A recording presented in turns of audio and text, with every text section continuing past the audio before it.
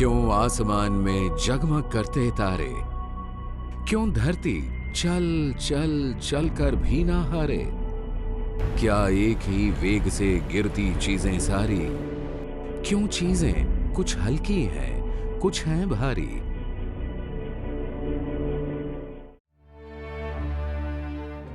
ये है इटली का पीसा शहर। आज यहां काफी चहल पहल है। आज गैलीलियो की परीक्षा का दिन है। उनका दावा है कि पृथ्वी घूमती है। लोगों की राय में ऐसा सोचना भी पाप था।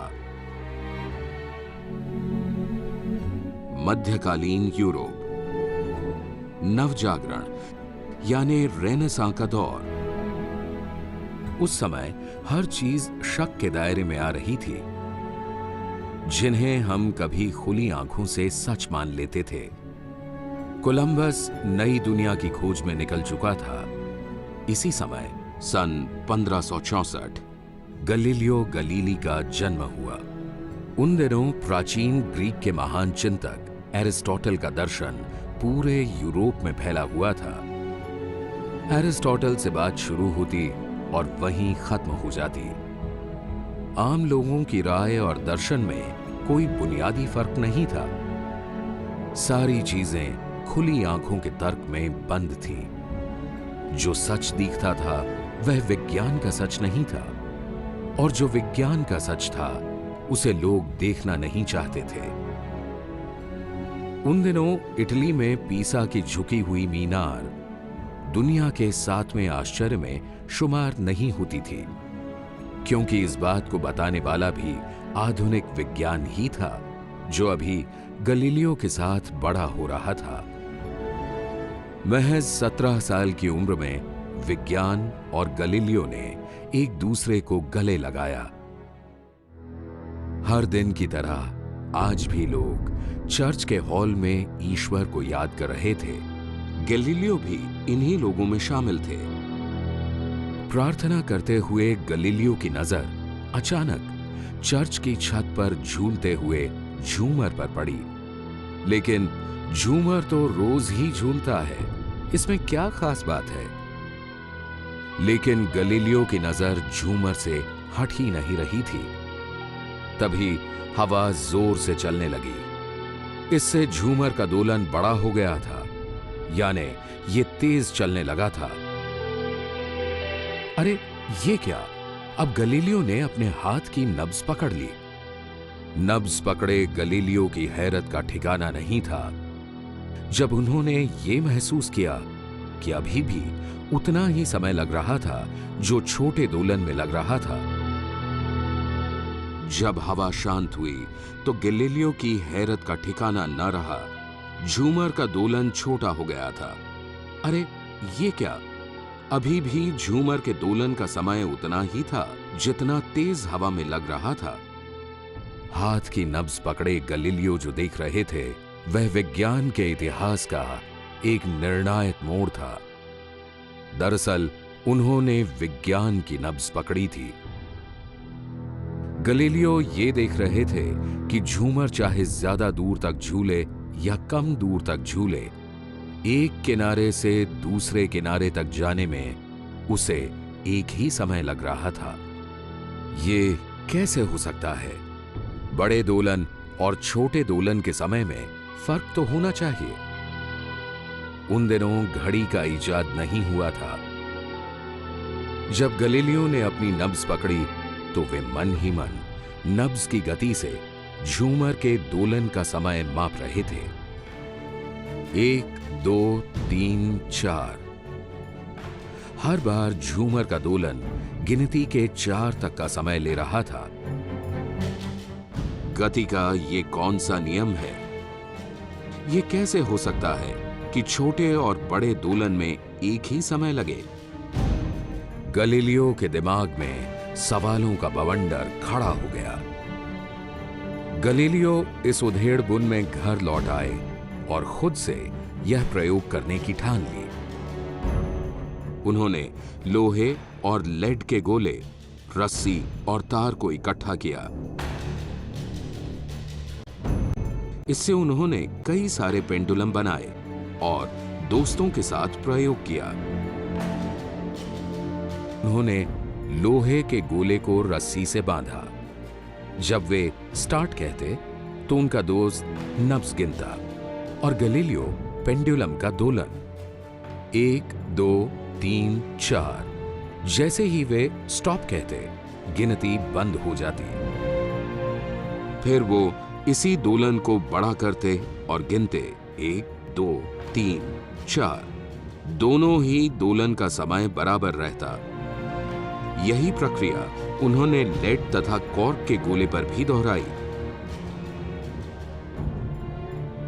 पर यह क्या, पेंडुलम चाहे किसी भी पदार्थ का हो, उसके दोलन के समय पर इसका कोई फर्क नहीं पड़ता। फिर उन्होंने रस्सी की लंबाई बढ़ाई। उन्होंने देखा कि लंबाई बढ़ाने से दोलन के समय में फर्क आ रहा था। इसका मतलब था कि लंबाई समय अनुपातिक है।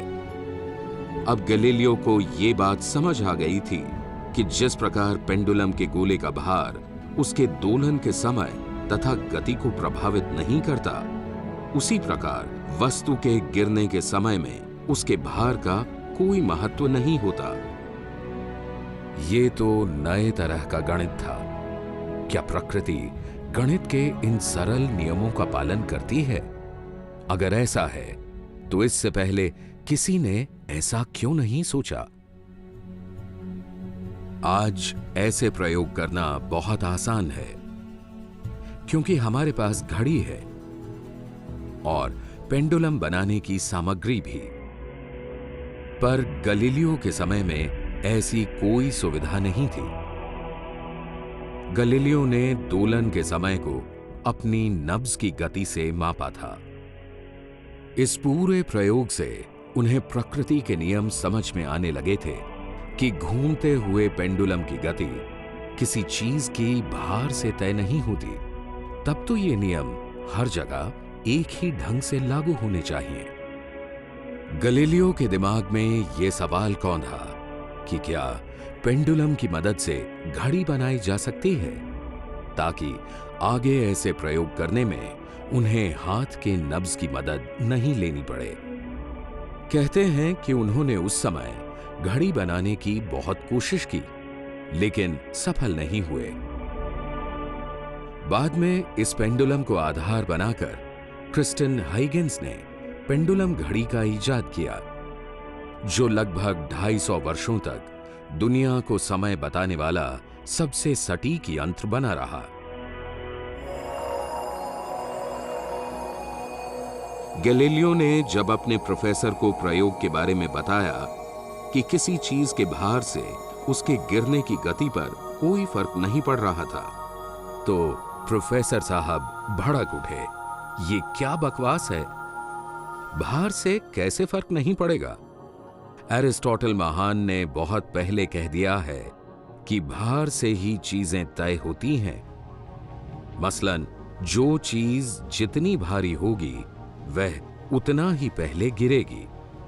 आज से 2500 साल पहले प्राचीन यूनान में एरिस्टोटल का मानना था कि जमीन पर मौजूद सारी चीजें 4 तत्वों से बनी हैं: आग, हवा, पानी और मिट्टी।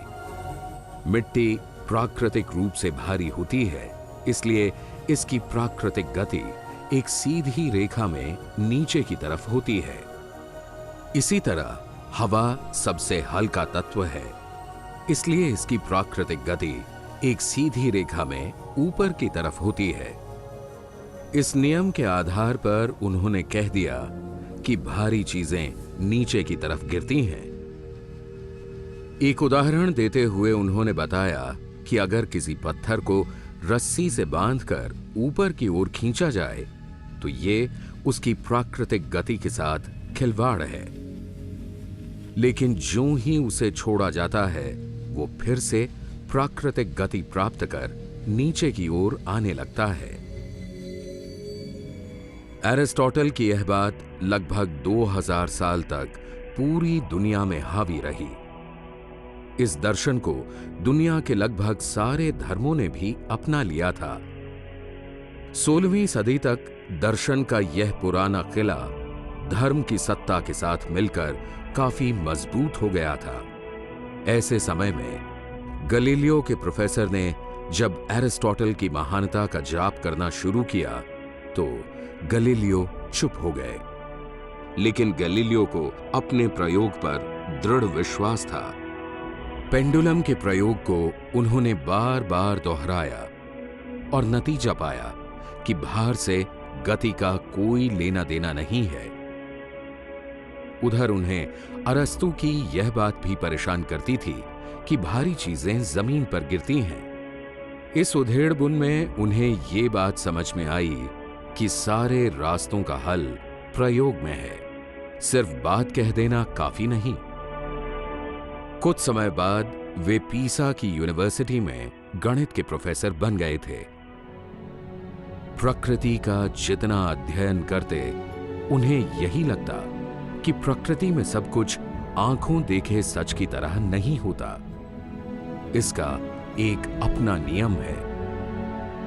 गलीलियो के बारे में एक किंवदंती मशहूर है कि अपनी बात को साबित करने के लिए वे पीसा की मीनार पर चढ़ गए थे।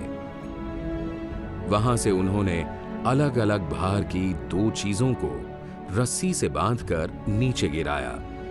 लेकिन ये क्या, दोनों ही चीजें एक साथ गिरी। देखा जाए तो गिरने की प्रक्रिया में रस्सी तोड़कर भारी चीज को हल्की चीज से अलग हो जाना चाहिए था।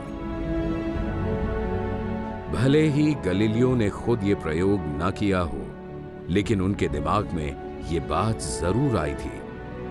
जब अलग अलग भार की दो चीजें एक रस्सी से बंधकर नीचे गिरती हैं, तो क्या होता है? गलीलियो का दिमाग पेंडुलम की तरफ गया। ऐसा कैसे हो सकता है कि अलग अलग तरह के पेंडुलम के दोलन का समय एक हो? आखिर पेंडुलम भी तो ऊपर से नीचे की तरफ और फिर नीचे से ऊपर की तरफ एक निश्चित समय सीमा में ही डोलता है। बीच में कुछ तो है जो भारी और हल्की चीजों में फर्क पैदा करता है। कहीं ये फर्क हवा की वजह से तो नहीं है? गलीलियो खुद अपनी बात से आश्वस्त हो रहे थे। भारी और हल्की चीजों की गति उनके भार से नहीं, बल्कि हवा के घर्षण से तय होती है। यही नियम पेंडुलम पर भी काम करता है। पर क्या जब हवा को खत्म कर दिया जाए, यानी निर्वात पैदा किया जाए, तो क्या भारी और हल्की चीजें जमीन पर एक साथ नहीं गिरेंगी? इस बात को बेहतर ढंग से समझने के लिए हम खुद एक प्रयोग करते हैं। एक ट्यूब लेते हैं और इसकी हवा निकाल देते हैं। अब हम इसके अंदर एक साथ अलग अलग भार की दो चीजें गिराते हैं। क्या होना चाहिए? एरिस्टोटल के हिसाब से भारी चीज को पहले गिरना चाहिए।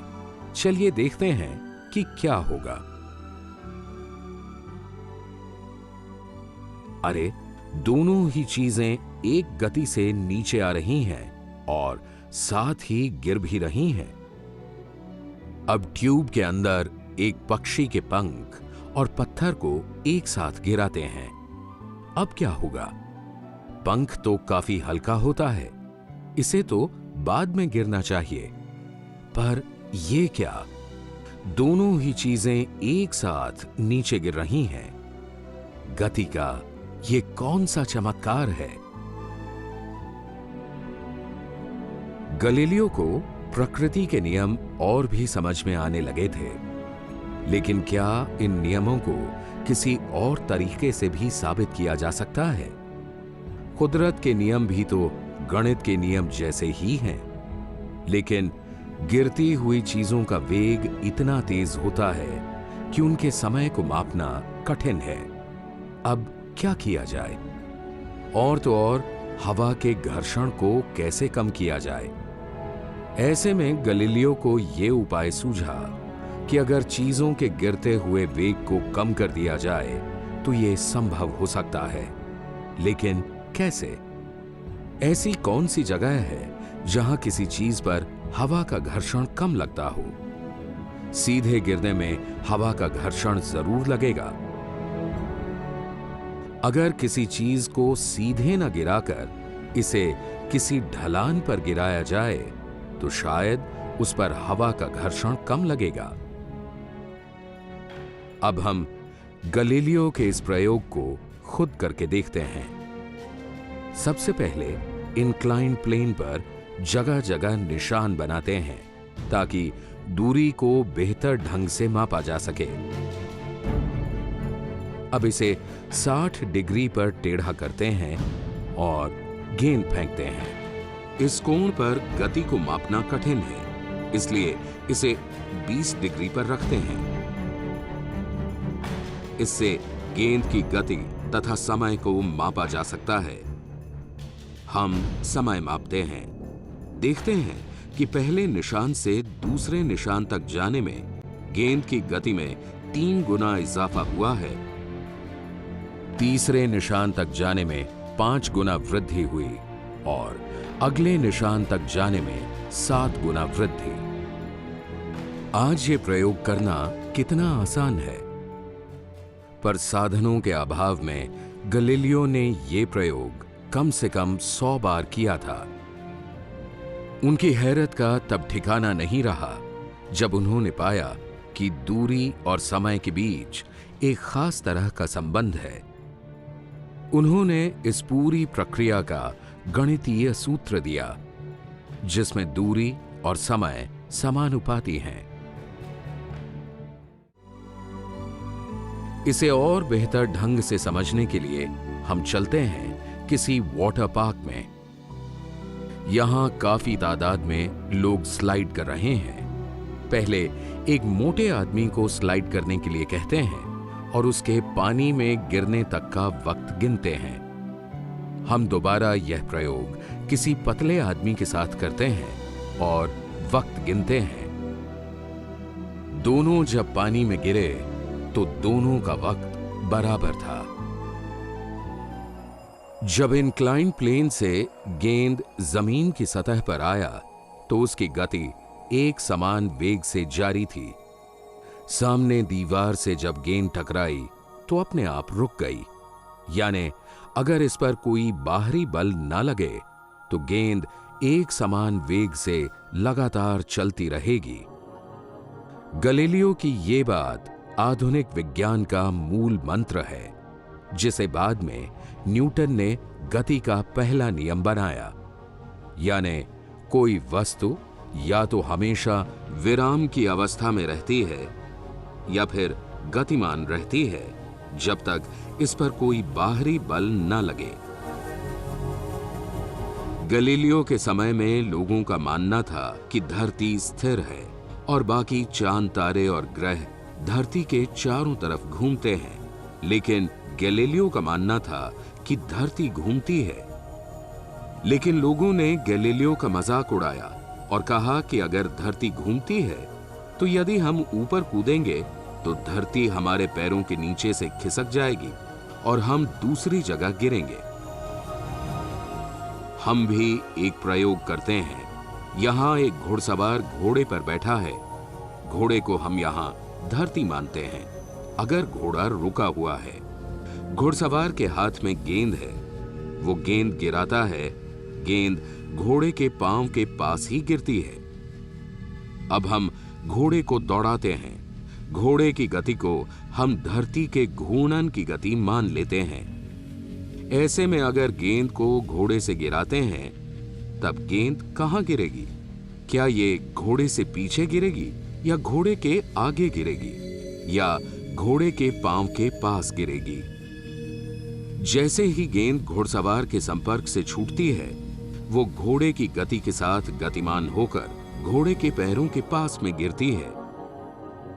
ऐसा ही प्रयोग गैलीलियो ने जहाज के पाल से गेंद गिराकर किया था। दरअसल गैलीलियो की दृष्टि में गति सापेक्ष है। घोड़े की गति घुड़सवार में आई और वही गति बाद में गेंद में गई। इसलिए जब गेंद फेंकी गई तो उस वक्त गेंद भी घोड़े के साथ गतिमान हो गई थी और घोड़े के पैरों के पास गिरी। ऐसा तभी होता है जब हम धरती पर कूदते हैं और वापस हम उसी जगह पर गिरते हैं। गैलीलियो का कहना था कि पृथ्वी के घूर्णन के साथ भी ऐसा ही होता है। दुनिया की हर चीज पृथ्वी की गति से बंधी हुई है, इसलिए पृथ्वी की गति के साथ सारी चीजें गतिमान हैं। दौड़ते हुए घोड़े से भी फेंकी हुई गेंद जिस तरह घोड़े की गति से जुड़कर घोड़े के पांव के पास ही गिरती है, उसी तरह हम भी पृथ्वी की गति के साथ जुड़कर गतिमान हैं, गति में।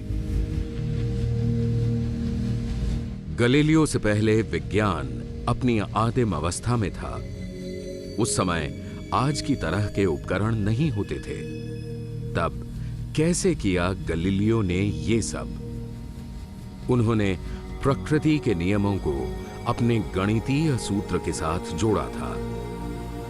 उन्होंने जो तरीके बताए थे वही आज आधुनिक विज्ञान की नींव है। अगर इन नियमों का पालन कर कहीं भी प्रयोग करें, नतीजे एक होंगे। गैलीलियो के सापेक्षता का यही सिद्धांत आगे जाकर न्यूटन और आइंस्टीन के विचारों का आधार बना और आधुनिक भौतिक विज्ञान की जड़ कायम हुई।